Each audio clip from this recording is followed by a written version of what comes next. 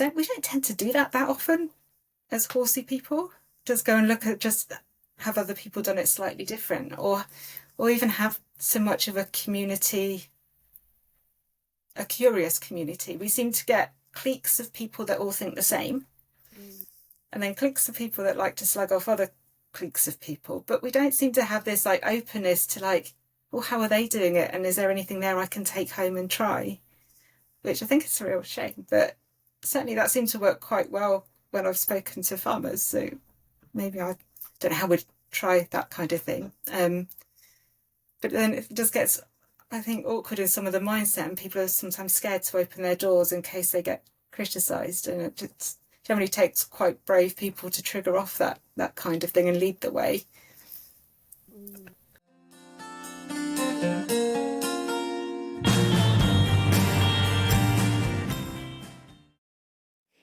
Hi everyone, Mita here. Welcome to another episode of Changing Rain. This week's guest is Dr Jo Hockenhull, who is Head of Research at the Donkey Sanctuary. Now, for those of you horse purists out there, you may wonder why we are talking about donkeys on a podcast about horse sport.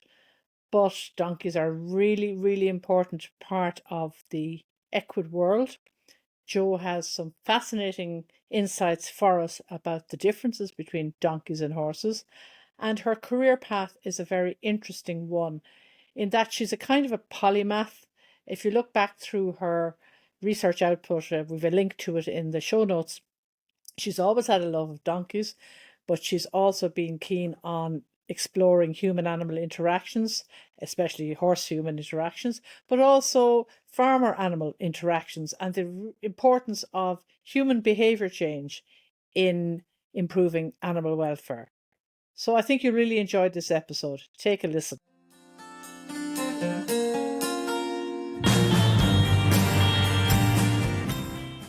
Okay, welcome to this week's episode of Changing Rain, and this week we are super lucky to have Dr. Jo Hockenhull with us today.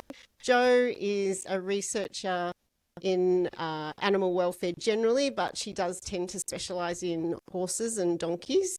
So we're really lucky to have Jo. I'll confess, Jo was one of my heroes when I first started my research journey. And I remember contacting Jo as a very green researcher and asking her for help. And she was just the most amazing, supportive person who got this random email from an Aussie over in the UK asking for some help, and she was lovely and kind, and so welcome, Jo. It's so lovely to have you here today. Thank you. I get really embarrassed now.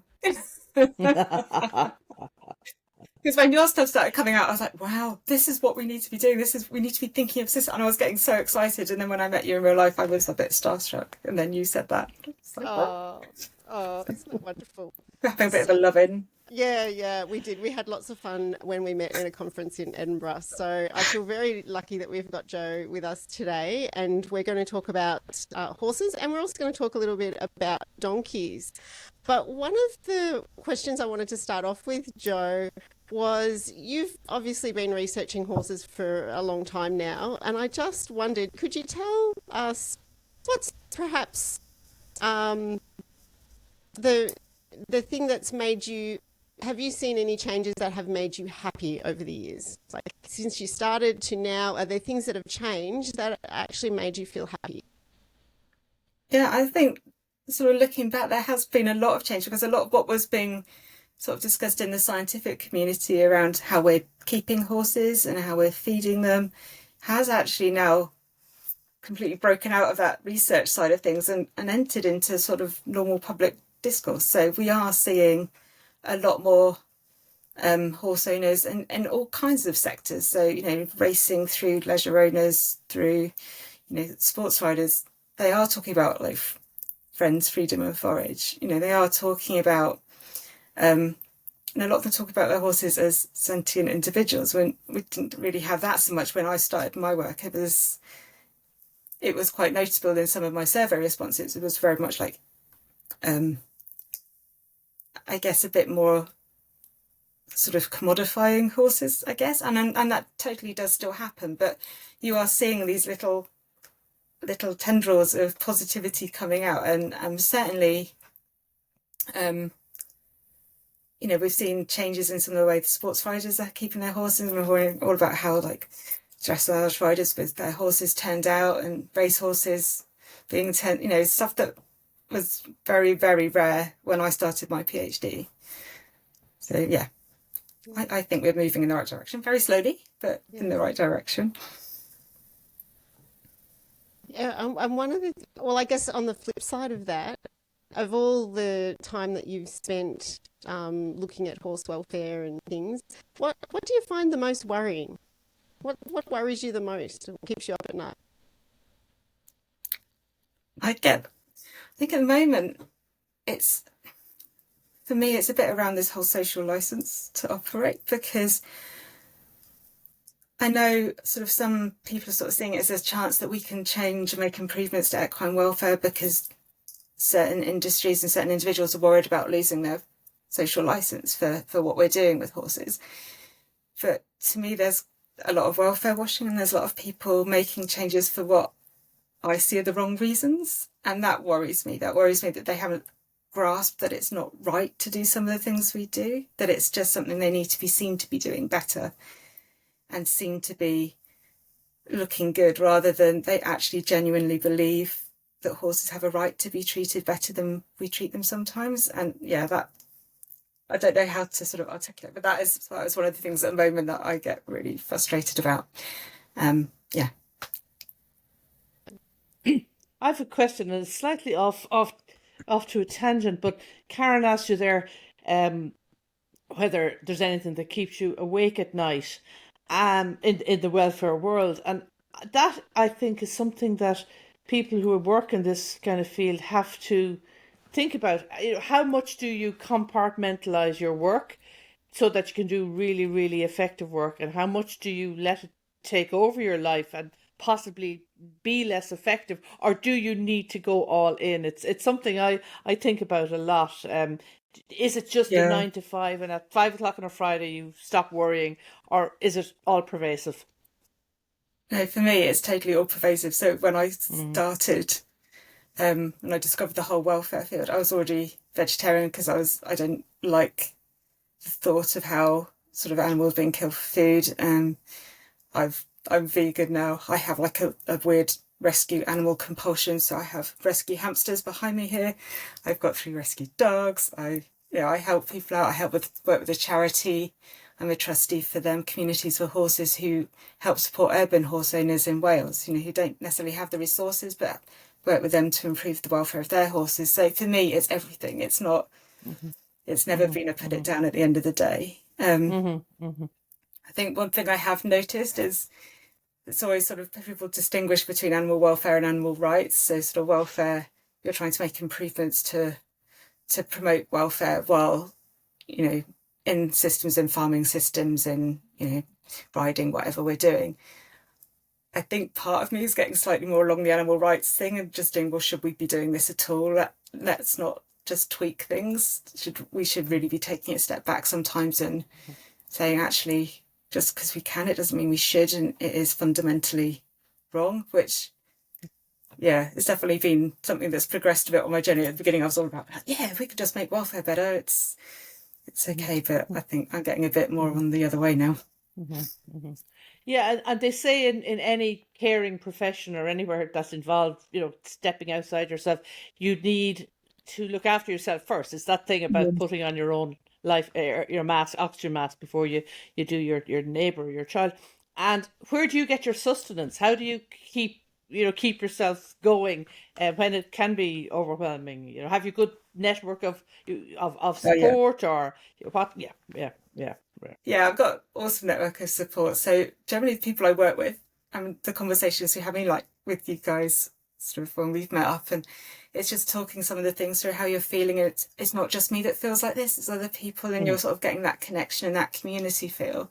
But for me, as well as that, I spend a lot of time with my own animals, and just for me, I find that really therapeutic. Just being totally in the present, and I can't control how dairy cows are farmed, but I can control how my guinea pigs are today, and it gives me that grounds me again back in reality. But it is really difficult. And so when I was working at Bristol, because I was there for 12 years and I was doing short-term research contracts, and obviously at that point, unless it's racehorses, there was pretty much no money in equine research, and that was where my interest was. So I was doing a lot of farm animal work, and then in my spare time, doing all my horse work for free. And I just got to the point and I was just absolutely exhausted, and I was doing some work for Humane Society International on basically on the hunts in Teiji in Japan, where they do the live captures and the slaughter of dolphins and whales in the cove, which you may have heard of. And I just remember it just got all a bit, oh my God, just the scale of what was going on. And yeah, it had decreased over time as awareness had grown, but what we were seeing, and this was like 2015, I think, was so many more live captures of dolphins and some of the smaller whale species, and they were going into like aquariums in China and getting exported around the world. And it was just, that's always been something I've been a bit not comfortable with, and well, not happy with at all. But for me, just seeing that, it's just like, how do you balance that reduction in slaughter for so many animals, but with those lives that those individuals are going to live now? Because that's just where the money had changed from the meat market to the aquarium market. So yeah, at that point, I did actually decide I couldn't cope in welfare research anymore. And I applied for several jobs, including one randomly in Pets at Home, which is like a pet shop, which I didn't even get an interview for. I think it's because you had to put on your application form what animal you most strongly related to, and I said a rabbit, which probably wasn't what they were looking for or something. But yeah, and after 3 months of trying, I couldn't find a job outside academia, so I went back again, and just stayed and tried to find better ways of coping. Yeah, and you stayed in your you stayed in your tribe, I suppose, or at least went back to your tribe where you've exactly because it's important, I think. It is, I mean, obviously it is really, really important work, but you need to feel supported. It's not something anyone can do. At least it's practically impossible, I think, to do it alone. The other thing about you, Jo, as a researcher, and I would have known your name when I was looking up papers and references, Jo Hockenhull, and particularly I'm very interested in your work around human behaviour change, because that is so fundamental. I mean, we're talking there about attitudes towards animals, and I sometimes I think I just see that as the biggest barrier. And if you could only crack that nut, if you could just and it's I mean, I still get confused about the difference between attitudes, personality, values, beliefs, what is important, what influences what. Is there a golden key that unlocks all of that? What, as in to change it or to unlock the understanding of what's what?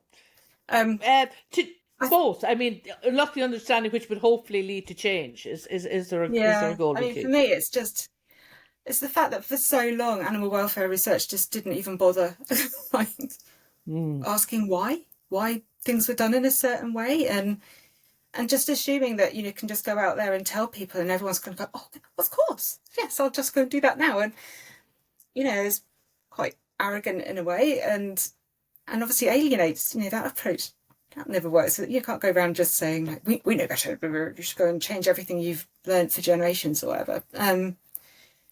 I think it is just coming to the human perspective with an open mind and being totally non-judgmental. And certainly with the farm stuff, I was really surprised how conflicted some of the farmers are. Just from some of them sort of totally felt trapped in how they were keeping their animals because of the commercial pressures and the supermarkets and the fact that they were hardly getting any money for what they were doing. And whereas others were, I went and interviewed one poultry farmer, and he had like free range hens on one side of the farm and then really intensive battery cages on the other. I just couldn't understand how you could live with sort of saying vaguely happy chickens and then not happy chickens, and surely that just blows your mind. But and he sort of didn't really recognise that as a thing. Whereas others I've spoken to, and they've been quite, in some ways, upset by how they sort of feel they've been made to look after their animals. So, but you don't get that kind of conversation with people and that understanding if you're not coming at them completely like, genuinely, I want to hear your side of the story. And I think that's where we go wrong a lot. We might talk to people, but it can still be in a bit of a tick the box, tell me your side, yes, okay. And I'm still going to go and do what I think you need to do to change your behaviour. Because some people genuinely can't, and they feel trapped, but they can make improvements in what they're doing, even if they're not suddenly able to turn their horse out with a herd and give them free access to friends and the forage they need. But there is always usually something you can do. And it's just like tagging onto that, I think. And then once you've done one little change, sometimes it's a little bit easier to think about doing something else, and you can build it up that way. I really love that approach of sort of being curious about people's, perspective and wanting to learn more about their thoughts and their ways of doing things. Is there a way we can help people who are out there listening and who are curious and would like to explore alternatives? Is there strategies that you've come across that people can use to help them go along that journey? I guess that's what I'm trying to. Yeah, I don't think we're as good at it in the equine sector as perhaps we are, like other sectors are. So certainly with the work I did on farms, there were a lot of sort of peer farmer groups who, they went around each other's farm, and someone would be doing something slightly innovative or slightly different, and they'd all be like, oh, okay, I can see if that works on my farm. And that was a thing. You went round, and yeah, there were concerns about biosecurity raised by some people, but they were careful and dipped their feet and wore different overalls and stuff. But we don't tend to do that often as horsey people. Just go and have other people done it slightly different, or even have so much of a community, a curious community. We seem to get cliques of people that all think the same, and then cliques of people that like to slag off other cliques of people, but we don't seem to have this like openness to like, well, how are they doing it, and is there anything there I can take home and try? Which I think is a real shame, but certainly that seems to work quite well when I've spoken to farmers. So maybe I don't know how we'd try that kind of thing. But then it just gets, I think, awkward in some of the mindset, and people are sometimes scared to open their doors in case they get criticised, and it just generally takes quite brave people to trigger off that kind of thing and lead the way. We don't tend to do that often as horsey people. Just go and have other people done it slightly different, or even have so much of a community, a curious community. We seem to get cliques of people that all think the same, and then cliques of people that like to slag off other cliques of people, but we don't seem to have this like openness to like, well, how are they doing it, and is there anything there I can take home and try?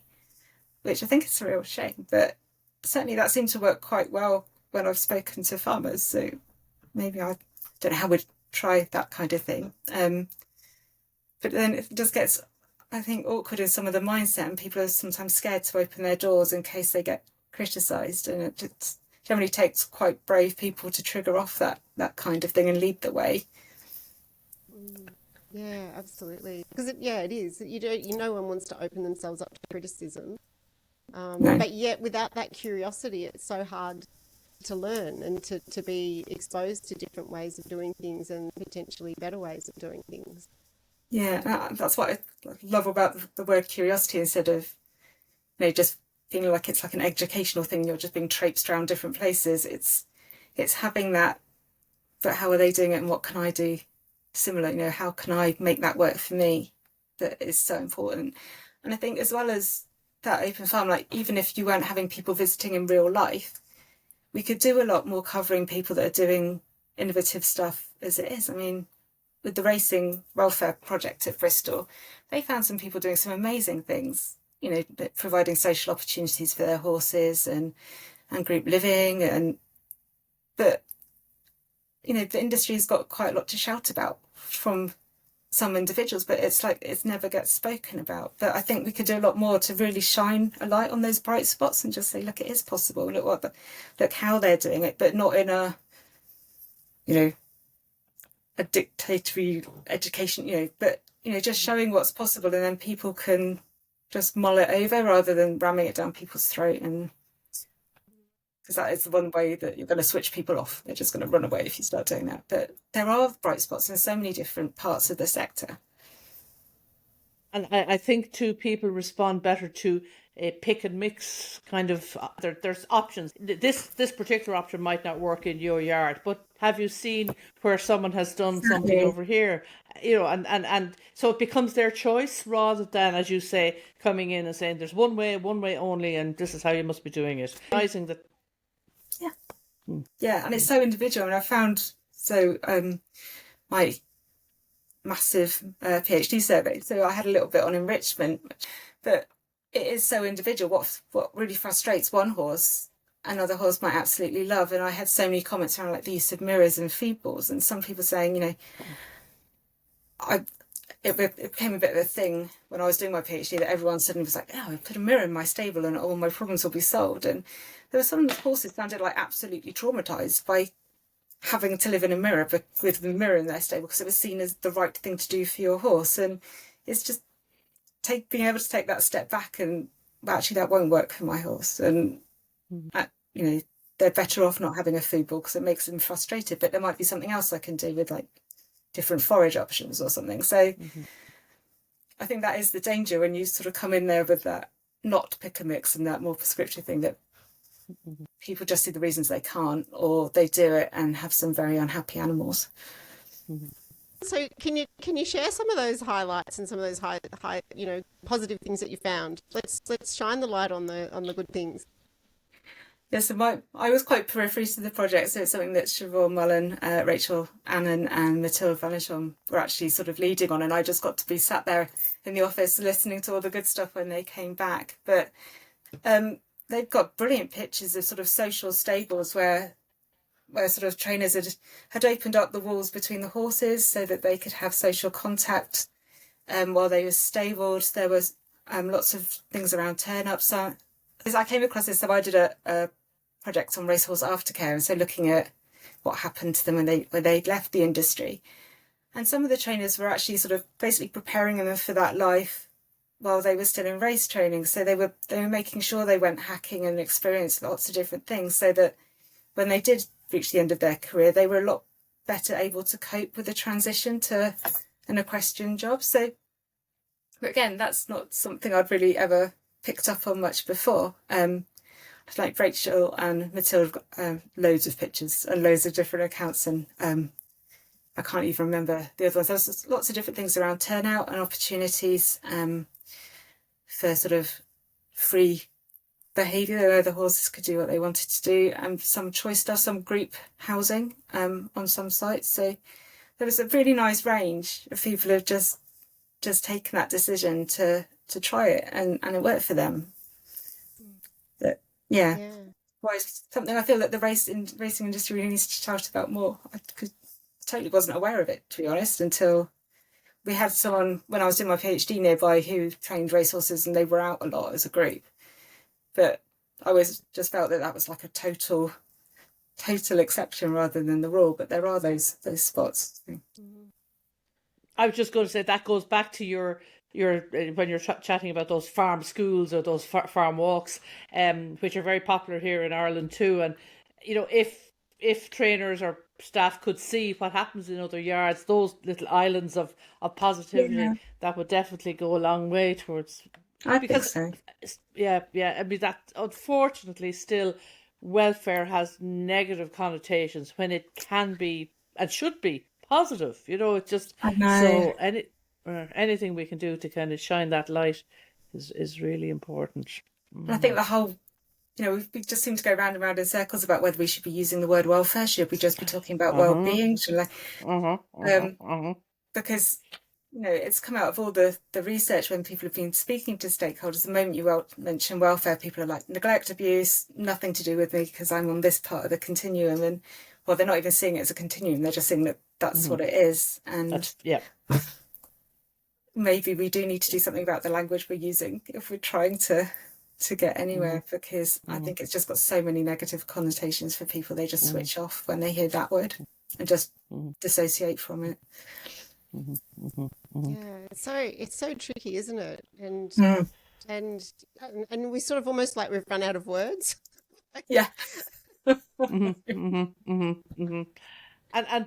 this is at a time when there's great efforts made across the scientific community to standardize definitions so that Yeah. research, that you can compare your work with someone else's because you've used the same definition, and yet here we are saying, oh, maybe we need to find another word, which could be a barrier to knowledge exchange and knowledge. So it is. Karen's right. It is very tricky, but I think it is about meeting, for the moment, it's about meeting people where they are. And if welfare is a word that turns them off, well, let's not use it. Exactly. Let's rephrase it. Let's find another way of talking about what we generally understand by the term, and then maybe explain why it is helpful to have something that other people can measure themselves against or can also understand. Yeah. And the other thing, I think, when you think about other languages, think about French and it's bien-être or whatever, there are different words which have subtly different connotations in different languages. So, yeah, it's a whole topic for a podcast in itself, Karen. I know. I remember sitting next to a PhD student at Bristol who was doing dairy cow welfare, and she's like, we don't even have a word for welfare in Taiwan. It's not. So trying to explain what her PhD was in was quite challenging, really. Yes. If you don't have the word, that makes it pretty tricky. Yeah. Yeah. I do think we get really hung up on language and using the right terminology, when I think that's not particularly helping our case in some instances. I think sort of the whole learning theory discussion can get a bit too hung up on are people using the terms in the right way rather than what they're actually doing and their understanding of the processes. Yeah, absolutely. I guess that kind of brings us into a question I'd really like to ask Jo, which is about a paper that you were involved in that was published recently, which I found really interesting because it looked at the people, I guess, in terms of the training approaches that they're using with their horses. So most people would be familiar with like a traditional sort of British Horse Society approach to training, and then there's natural horsemanship, and there's clicker training. There's all sorts of different ways people approach training their horse. I think our listeners would be really curious. Could you talk a little bit about why training approach is important, and maybe you could even talk a little bit about the different approaches themselves? And then maybe talk a little bit about what you found in the paper in terms of the characteristics that were associated with why people choose the approaches that they do. Yeah, so this is Ella Bartlett's PhD, and this is such a massive thing. So she came to me, she's part-time, she's self-funding. This is totally a labour of love. And originally we were looking at, why aren't more people using positive reinforcement in the equestrian world? And that seemed like a sensible question to ask. And then I think being self-funded, you've got that fluidity and you can totally just go where the research takes you. It's not trying to meet some kind of proposal. But as her first step, she was looking at the published literature on horse training. And then we basically found, and this is being published now as well, there's absolutely no consistency in how researchers are using words, using different training approaches, describing different training approaches, the amount of detail anyone's giving in their methods, so you can't reproduce a lot of what they're doing. So there were people using negative reinforcement, but they weren't saying whether perhaps they escalated the pressure until the horse made the response, whether they just kept up a constant pressure until the response came when they took it off. So it's little details like that we're not very good at including in our methods anyway. So after trawling through many papers, sort of Ella had come up with basically a list of what seems to be the most common training approaches. And why we were interested, so we've got things like the FEI, Ethics and Wellbeing Commission, and something that they're recommending is we use ethical training. And we were just, what is training at the end of the day? What are people doing with their horses and how are they describing it? So we sort of went back a step and used those sort of general groupings of training approaches we'd got out the literature to do a survey of basically anyone that does anything with horses. So we tried to do people that were directly involved in their care, but not necessarily their owner. We asked about different training approaches, but we didn't give them names, so we just described what it might involve. So things like positive punishment, we just put, if you apply something aversive to stop a behaviour occurring, so tapping your horse on the nose if they try to bite you or something like that. And we tried to use examples that really weren't that extreme. We weren't saying you grab a whip and beat your horse badly or anything. We tried to keep it quite something that people would be all right admitting to. And we sort of grouped them into, we had like a natural horsemanship, a positive reinforcement, and we split that into food and tactile, scratchy type positive reinforcement, negative reinforcement, positive punishment.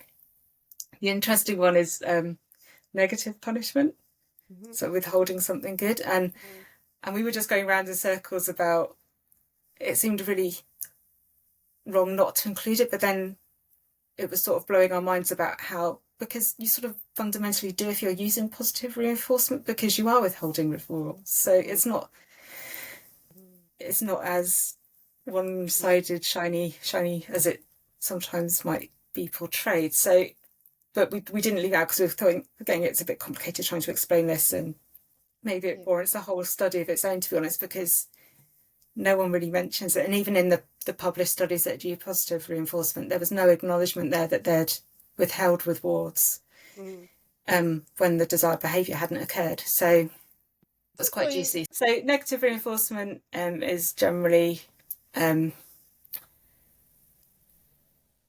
you're applying something so you get the behaviour you want, and then you stop. So it might be, if you're leading a horse, you might apply pressure on the head collar lead rope, and then when they start walking next to you, we release that pressure. So that's sort of negative reinforcement.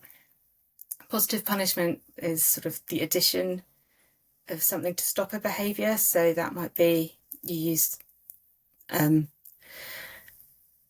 so like the example we had, tapping a horse on the nose. So you're applying tactile pressure to basically say you don't want the horse to do something.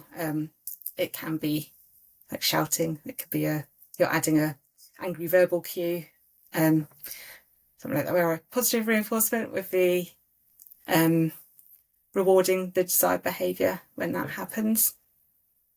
And then, negative punishment is withholding something desirable when you don't get the behaviour you want. I'm really bad at explaining learning theory. This is why other people are much better at doing this than me. Because I don't think it's as clear cut as it can be, where negative reinforcement can become positive punishment if you're not careful and your timings aren't right. And I think there's a lot of subtleties there that I get very bogged down in, but are generally sort of overlooked a bit, I think. Yeah, I agree. And I think they're all on a spectrum, so one flows into the other. And I guess if you're not familiar with learning theory, one rule of thumb that I find handy is that reinforcement makes the behaviour more likely, and punishment decreases the likelihood of the behaviour. And the positive and the negative part of it relates to whether you're adding something or you're taking something away. Yeah, that's a much better explanation than I can give. Yeah. So going round in circles. You think of, so punishment decreases the likelihood of a behaviour, reinforcement increases the likelihood, and the positive and the negative is if you're adding or taking something away, like a maths equation. So it doesn't, the negative and the positive don't relate to whether it's good or bad. It's not a value judgment. It's actually about whether you're adding something or taking it away. So thank you, Karen. That's okay. I need to bring you every time I need to talk about learning theory. Just ask Karen, please.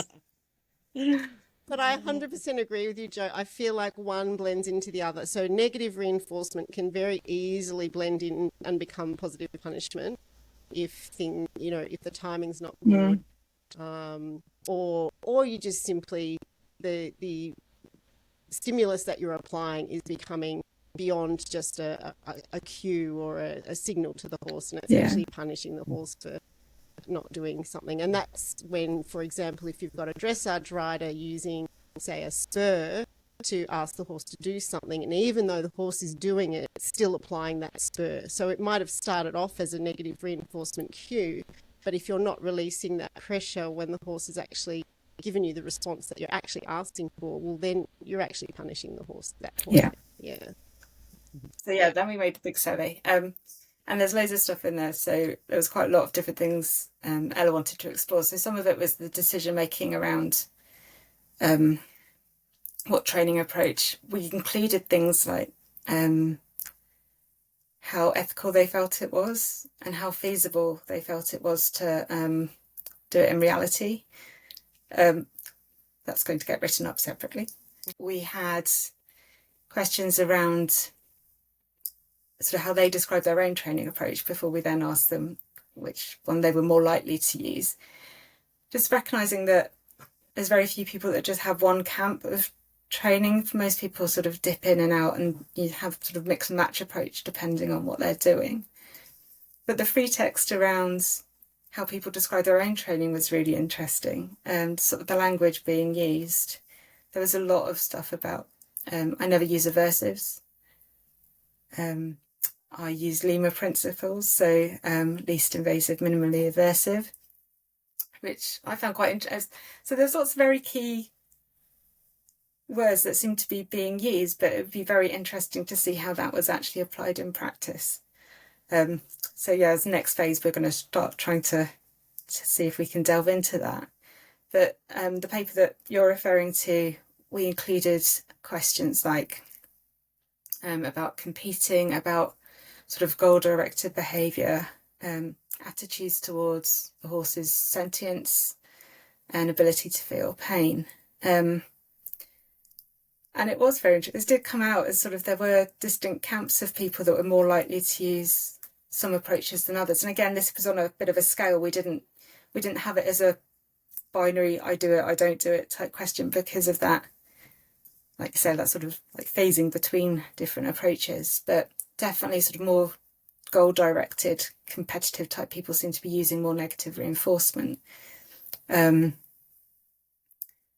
had questions on sort of whether people wanted science underlining the approach they took.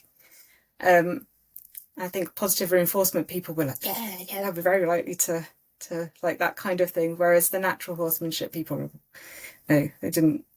It wasn't about the science for them. So there was a real mix, and it really speaks to how everyone makes a decision based on something slightly different and brings their own values into it. So it's not as simple as just like, again, we can't just, go out there and use less punishment, because there are sort of reasons why people are doing that.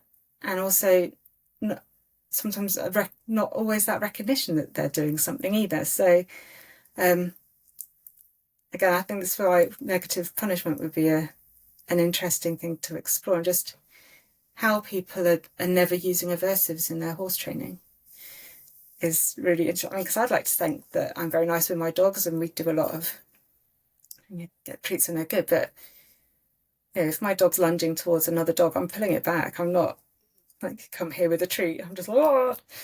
So I think what we do in practice and what we like to think we do can be a bit different. And also sort of perceptions around how much people felt their horse enjoyed what they're doing or responded to it. We picked up a little bit of that, but again, that's something we sort of want to explore more closely, and how much is driven by an individual horse or an individual situation, and how much is a general life approach. Because from some of the results, it looked like people were either natural horsemanship is my thing, or negative reinforcement type, more traditional conventional training is my thing, and it's sort of polarized a bit. But and then we got quite deep, and was like, is it basically linking to people's identity and who they think they are when they're with their horse? And it's trying to get to the bottom of that. So the next phase Ella's doing, she's planning some interviews, and just to really talk through with people how some of these intricacies, and you're never going to get it out a survey. It was a place for us to start and just see what was going on. But it's such a complicated area, and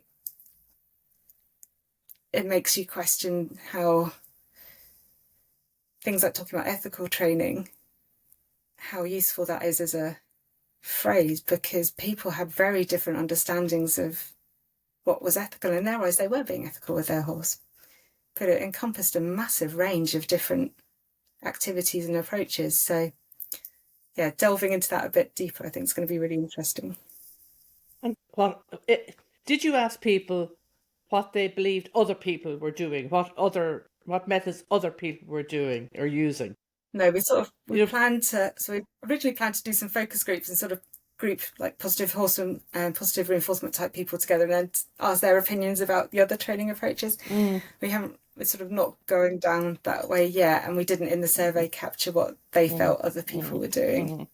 But it is, because I think that's often, it's an interesting lens, because it can actually be a projection, if you know what I mean. So Yeah, it actually tells you a lot about the people themselves.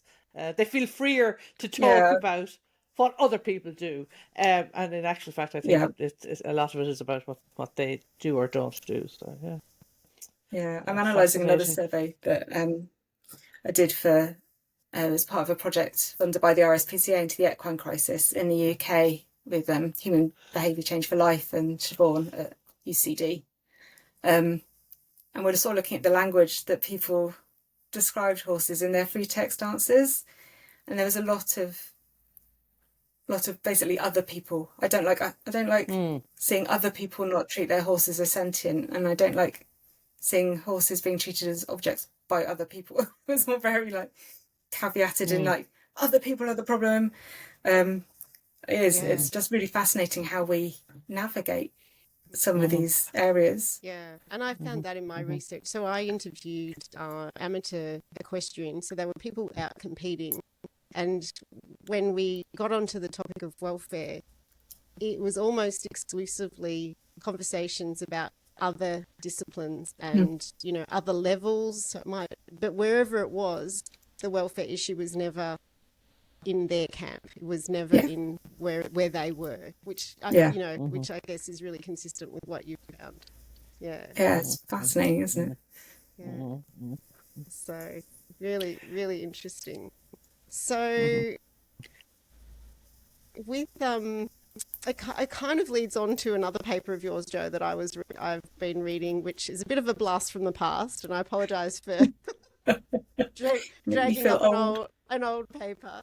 But you did. I found this paper really interesting. It was about the use of clicker training and hand feeding tidbits to horses and unwanted oral investigative behaviour, which I thought was kind of a really cute way to describe, which I guess most people would think of as maybe mugging.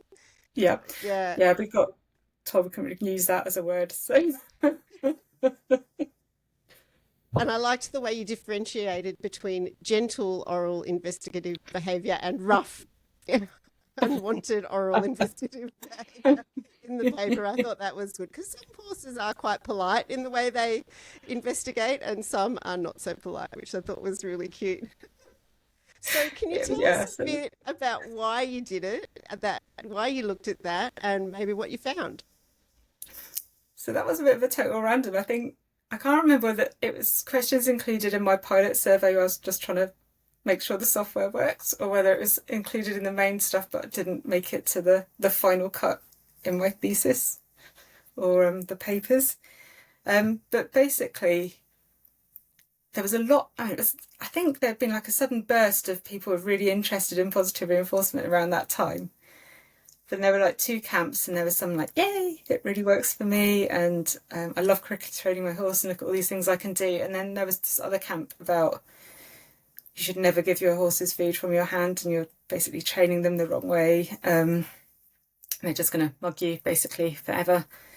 So we just put them in as throwaway questions. We're just like, oh, let's see what we get out of it. And it's actually really interesting. And it seemed obviously it's a cross-sectional survey. It was, it's association, it's not causal or anything, but it seemed to imply that if you're doing training using food rewards, horses are are less muggy than if you're not. And we'd sort of seen this argument being used by some positive reinforcement trainers that basically you're teaching your horse how to act around food, and they only get it in certain situations. Like it might be a certain cue if you're wearing a bum bag for training, and once the bum bag's gone, the training session is off and the food is not on offer. Or it might be just learning that the horse, to get their food rewards, the horse has to perhaps look away from the person. So basically they've got rules around food. Whereas for some of these other horses that perhaps weren't being trained using positive reinforcement, it's more like human is vending machine. And I can just get a treat when I look particularly gorgeous, or ask for it in a very cute pocket snuffling kind of way. That they were getting these behaviours, and they're not always necessarily unwanted. So some people quite like it that their horse is like, give me treats. But they were definitely associated more with sort of people that weren't using feed rewards in their trainings, which was really interesting, because I'd seen a bit of that around dogs and food in the published literature, but I hadn't seen that around horses before. And at the time it was published, it got picked up by a few positive reinforcement trainers, like, no, it's okay to use food. We're using it in a way that's it's good. It's helping these horses know how to act around food when food is within smell or sight. It seems to have gone the other way a bit now, and sometimes it seems to be cited as evidence of why food shouldn't be used, like owner concerns about encouraging unwanted oral investigative behaviours, or whatever we call them. Yeah, it was a total just like random thing that turned out to show something quite interesting. That like, oh yes, let's get that out there and throw the cat among the pigeons. Yeah. So essentially, what you found was that if people are sort of using feed as a reinforcer for when training their horse, and they were doing that in an intentional way, they weren't having problems with mugging and things like that. But if they were just feeding treats kind of randomly because their horse was being cute or whatever, then that was associated with Again, this is why you need to come with me everywhere I go and sum up everything I say in a way that makes way more sense. That's exactly what we found. I'm just practicing my my active listening skills. I like it. I'm reflecting it back to you. Make sure I've understood it correctly.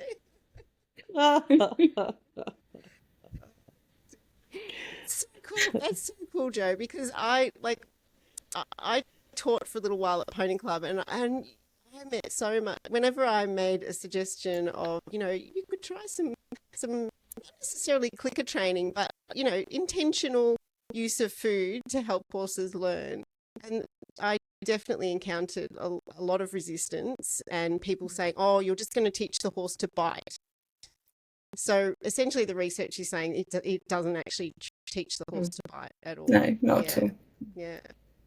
So really, really interesting. And I think it's a great paper, even if it was by accident. I think that was my first paper. Oh, was it? Oh. So, Jo, your research in the horse world has spanned all sorts of interesting things, and I was doing my research before we came on air, and I came across a book review that you did back in, I think it was 2012, about donkeys, a history of the donkey and its use in down through the ages, and it was a real. I felt it was your description of the donkey as well as your description of the book. I sensed your interest and love of that species, and I just smiled to myself because the full circle has happened, and you're now head of research at the Donkey Sanctuary. So I just think that's so neat. To have for that to have happened. Would you maybe, and it's something a bit different for our listeners as well, because I don't think we've had anyone on who knows about donkeys. They're fascinating creatures. I think a lot of people think they're just long-eared horses, but I know you'll be able to tell us they're quite different, and I think it'd be really interesting for our listeners to hear your perspective from that world. I have. You have discovered my secret. I have always loved donkeys, and I was lucky enough when I was at Bristol. I was involved in some of the equine welfare, working equid research that was being done there. So I had a little dabble in donkeys. But yeah, when this job came up, it was just like, this is my dream. This is absolutely what I've always wanted to do. And just how much there is to learn about donkeys, because I knew they were different. I hadn't really gone into any depth about why and how. And they're one of these animals, the more you learn about them, the more you really appreciate just their awesomeness and their uniqueness and how they're not horses. So I guess starting off with their behaviour, so they evolved differently to horses. So horses evolved, they were grazers, they're living in big open spaces, they formed herds because there was access to lots of grass and resources, and then they ran if there was a predator or if there was something scary happening. Whereas donkeys evolved in sort of more arid environments, so resources were much more limited. So you tend to get either solitary donkeys, or there was a donkey, there'd be in pairs, or like a stallion and a mare, or a mare and a youngster. So socially, they were a lot smaller groups. And also because resources were limited, it was important to protect them. So they were a bit more territorial than horses. And often if they're faced with a threat, they'll stand and fight because of that, because they've sort of got resources to guard. So behaviourally, they are very different to horses. So horses will often run and then ponder once they've had a bit of a run out the way. Donkeys will ponder a lot more at the beginning. So they can come across as stubborn or stupid, but actually they really process what's going on. They're very intelligent. And whether it's evaluating, is it worth, do I run? Do I stay and fight? What is the threat? So much more thoughtful in that respect. But the horses don't think. They just have a different response. But also has sort of impacts for social groupings in domestic situations. So when resources are plentiful, donkeys will happily live in groups, but they still have to retain that sort of that slightly more stand and fight rather than move out the way type tendency. We sort of have some, obviously donkeys are sort of designed like someone came along and made a donkey. Donkeys have evolved to live in a more arid environment, and things like their hooves absorb moisture, whereas horses don't. So we have a lot of problems with sort of feet issues, like in this country where our grass is generally very soggy, and so they need a bit more care in that respect than horses. They've also evolved to live on a lot lower quality forage, so they're browsers as well as grazers, but sort of they only need sort of 50 to 75% of what a pony that size would need to eat to keep going. So a lot of our donkeys, again in this country, because they're being treated like horses and ponies, end up very obese. At the donkey sanctuary, we tend to feed them straw rather than hay, because lots more fibre and less little good stuff. What else? And I guess the other thing, they're sort of known for being good in arid environments because they don't need water, is the thing. That's actually they do need water just as much as horses do, but they are more able to tolerate going without water than horses are. So there's sort of that difference as well. But and donkeys in domestic situations form very, very close pair bonds with other donkeys, perhaps like more intense bonds than horses can do sometimes, and have to be certainly very careful around separating donkeys in terms of social stress and that kind of thing. But yeah, they're just awesome. I love donkeys, and I hadn't realised there's so many different breeds of donkeys. They come in I think it's like 180 different breeds of donkey or something mad like that. Really? Crazy. Wow. Yeah. And Cool. Yeah, I didn't know. who knew? Tell us, Jo, your research. So, head of research for the Donkey Sanctuary. What sort of research is going on in the donkey world? Oh my God, I think there's such a spectrum of different work that's going on at the moment.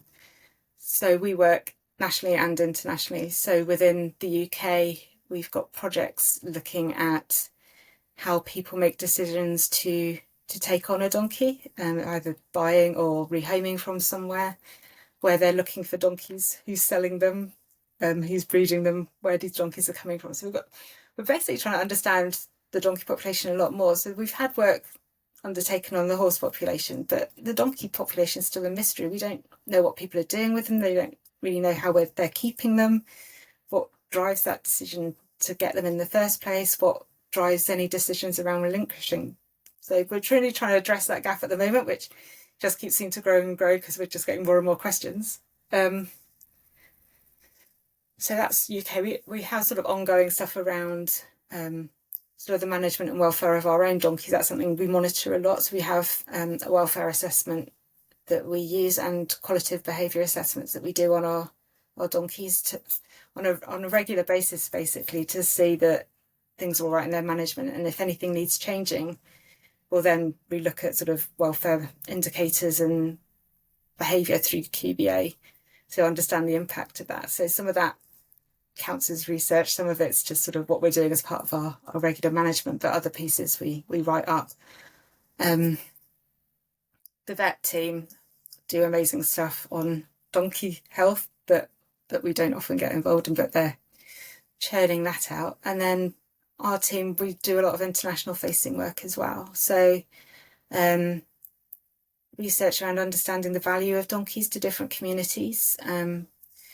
We see, obviously, they're very associated with marginalised communities in low middle income countries. We look at the value, so not necessarily financial, but looking at sort of the emotional, the value in terms of support they're giving people with income generation or domestic work. And a lot of that is their association with women. So it's quite interesting. So donkeys are generally seen as low status animals compared to horses historically. Sad. And that's like obviously marked how they've been treated. You know, they've been treated as low status animals. And in many communities, we still see sort of women being treated as lower status than men. So often you'll get an association between women and donkeys. And it's understanding the difference that makes to women's lives having a donkey. You know, the help accessing water, to help children can then access education if the mum doesn't need them to help carry what, you know, it's got ramifications across the community far outside of financial value per se. And a big part of sort of understanding that value is looking at the donkey skin trade, which is a big campaigning side and also research side of what we're doing at the Donkey Sanctuary. So donkeys are basically there's collagen in their skin, and that collagen is used in a traditional Chinese medicine called a jiao, and popularity for that's increased.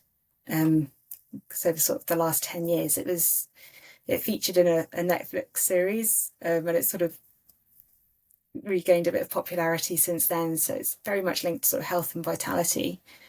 But donkeys are quite hard to farm, and China's donkey population has declined quite a lot now. So donkeys are being sourced from other areas of the globe. So we're working to understand sort of what's going on there and the impact that the trade is having on those communities. So lots of social science research, just looking at that side of things, and then working with communities on how to